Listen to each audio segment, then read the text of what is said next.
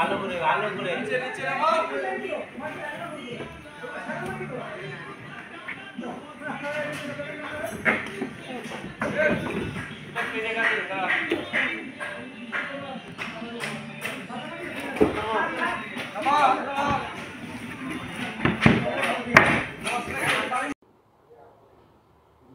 হয় নমস্কাৰ প্ৰতি বছৰৰ দৰে এই বছৰো আমি মানে অসমবাসী ৰাইজৰ কাৰণে এটা বিশেষ আকৰ্ষণ লৈ আহিছোঁ আমাৰ এইবাৰৰ দুৰ্গা পূজাৰ থিম হৈছে যে বৃন্দাবনত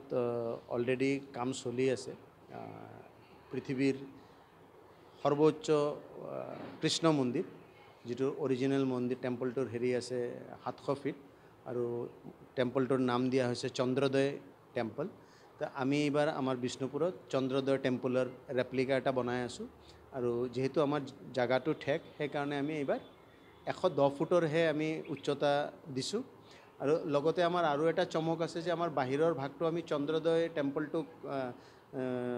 চাই পেলাই বনাই আছোঁ আৰু ভিতৰৰ যিটো ইণ্টেৰিয়ৰ কাম আমি কৰি আছোঁ পেণ্ডেলৰ ভিতৰৰ যিটো ইণ্টেৰিয়ৰ হ'ব সেই ইণ্টেৰিয়ৰটো আমি লৈছোঁ যে আমেৰিকাৰ এটা ইস্কন মন্দিৰৰ যিটো ইণ্টেৰিয়ৰ আছে সেই ইণ্টেৰিয়ৰটো চাই পেলাই আমি আমাৰ ইণ্টেৰিয়ৰটো বনাই আছোঁ তো আমি আশা কৰিছোঁ যে যেহেতু বিষ্ণুপুৰৰ পূজাৰ কাৰণে গোটেই অসমবাসী ৰাইজ ভাৰতবাসী ৰাইজে আমাৰ বাট চাই থাকে তো এইবাৰো আহি পেলাই তেওঁলোকে এটা অলৌকিক কিবা এটা বস্তু তেওঁলোকে দেখা পাব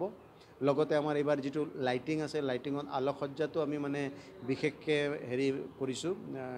কেয়াৰ কৰিছোঁ আৰু এইবাৰ আমাৰ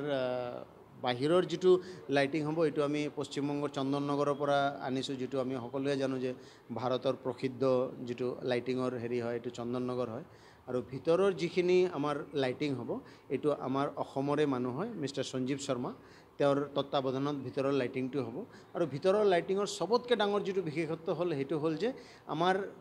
গোটেই ভিতৰত যিটো লাইটিং হ'ব সাৰ্ফিং লাইট আমি লগাম সেই লাইটিংটোত কি হ'ব আমাৰ পূজা পেণ্ডেলৰ পৰা গুৱাহাটী 10-15 কিলোমিটাৰ দূৰলৈকে মানুহে আকাশত কিবা এটা মানে চাব পাৰিব যে ব্লিং কৰি আছে লাইট এটা ব্লিং কৰি থকা 10-15 কিলোমিটাৰ ৰেডিয়াছৰ ভিতৰত মানুহে গম পাব যে তাত কিবা এটা হৈ আছে তো সেইটো আমাৰ এটা ডাঙৰ বিশেষত্ব আৰু চমক আমাৰ অসমবাসী ৰাইজৰ কাৰণে